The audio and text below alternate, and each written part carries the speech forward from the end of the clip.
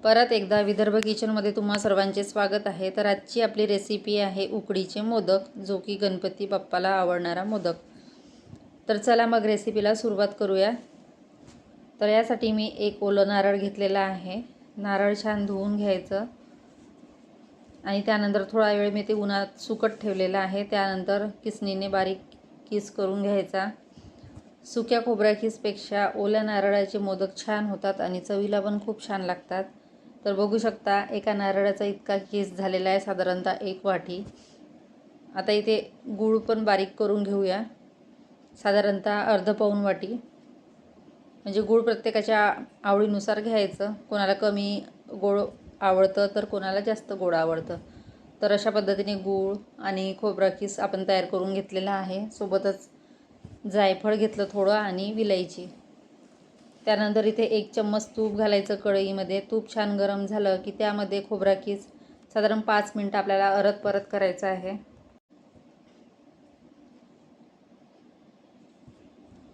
अगदी मीडियम फ्लेमवर ठेवायचं ते।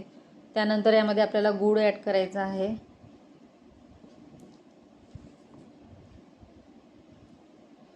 तर अशा पद्धतीने आपल्याला खोबरा किस आणि गूळ मिक्स करून साधारणतः 5 ते 10 मिनिटं छान असं मिक्स करायचं आहे, जोपर्यंत आपलं सारण तयार होत नाही तोपर्यंत। तर बघू शकता अशा पद्धतीने आपल्याला सर्व मिक्स करून घेतलेलं आहे आणि आता आपलं हे सारण तयार होत आलेलं आहे। आता यामध्ये आपण थोडी वेलची पूड आणि जायफळ ते ॲड करायचं आहे। तळणीच्या मोदकापेक्षा उकडीचे मोदक खायला एकदम भारी लागतात। फक्त एवढं आहे की बऱ्याच जणांना त्याचा आकार जमत नाही किंवा उकळ जमत नाही। तर तुम्ही अशा पद्धतीने करून पहा, नक्कीच जमेल। आता इथे आपल्याला उकळ तयार करायची आहे। त्यासाठी मी अर्ध वाटी दूध घेतलेलं आहे आणि अर्ध वाटी पाणी।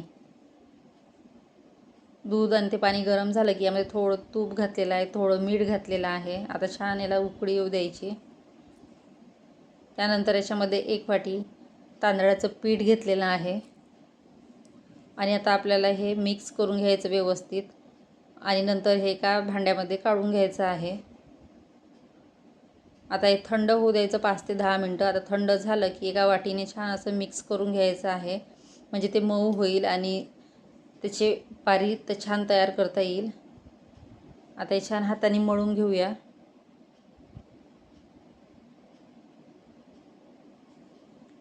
आता बऱ्याच जण ज्या मोदक करतात तर छान अशा कळ्या येत नाही मोदकाला किंवा व्यवस्थित जमत नाही। तर त्यासाठी पण मी एक ट्रिक सांगणार आहे की जर नाही तुमच्या छान कळ्या आल्या तर कशा पद्धतीने करायचा आणि आकार कसा द्यायचा।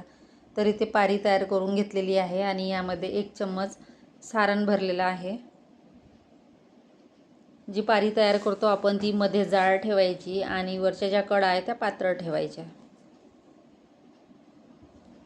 तर थोडं कोरडं पीठ घ्यायचं आणि असे छान याला आपण आकार देऊ, कळ्या तयार करून घेऊ।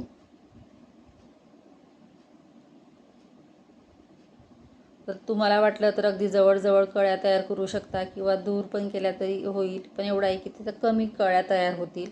आणि अशा पद्धतीने एका हाताने ते सारण आपल्याला असं पॅक करून व्यवस्थित असं गोल गोल ते करून घ्यायचं आहे। आणि ज्याप्रमाणे आपण पुरणपोळीचं सारण भरतो आणि पुरणपोळी तयार करतो त्या पद्धतीने हलक्या हाताने करायचं आहे। बघू शकता अशा पद्धतीने आपल्याला हे मोदक तयार करायचे आहे। आता याला समजा व्यवस्थित कळा आल्या नाही तर यासाठी काय करायचं ते पण मी सांगते। एक छोटा चम्मच घ्यायचा आणि चमच्याने अशा लाईन करायच्या, ज्याप्रमाणे लसूणला असतात त्या पद्धतीने। पाहायला पण छान दिसतात आणि अशा कळ्या आलेल्यासारख्या वाटतात। तर बघू शकता अशा पद्धतीने तयार करून घ्यायच्या। चला मग बाकीचे पण आपण मोदक करून घेऊया। याला फक्त परफेक्ट उकळ तयार व्हायला पाहिजे, नाहीतर आपले मग मोदक एकदम परफेक्ट होतात आणि उकळ जर व्यवस्थित झाली नाही तर मोदक बिघडतात।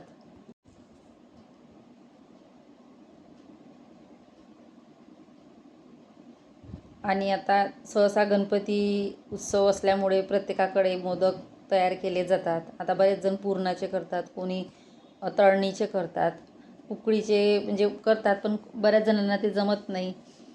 त्यानंतर बघू शकता इथे आपले झालेले आहे सर्व मोदक। आता हे मी चाळणीला किंचित थोडं तूप लावलेलं आहे आणि त्यामध्ये हे सर्व मोदक ठेवलेले आहे. इकडे गॅसवर एका साईडला पाणी ठेवलेलं आहे. पाणी छान गरम झालेलं आहे. आता यावर आपल्याला छान असं केसर ठेवायचं आहे.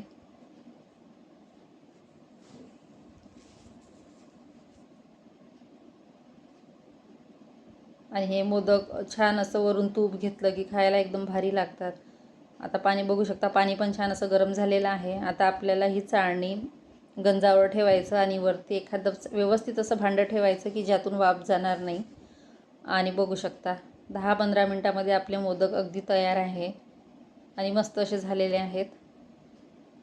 तर कशी वाटली आजची रेसिपी? आवडली असेल तर लाईक करा, शेअर करा, सबस्क्राईब करा. बघा मी कट करून घेतलेला एक मोदक किती छान झालेला आहे. चला मग भेटूया नेक्स्ट व्हिडिओमध्ये. Bye bye.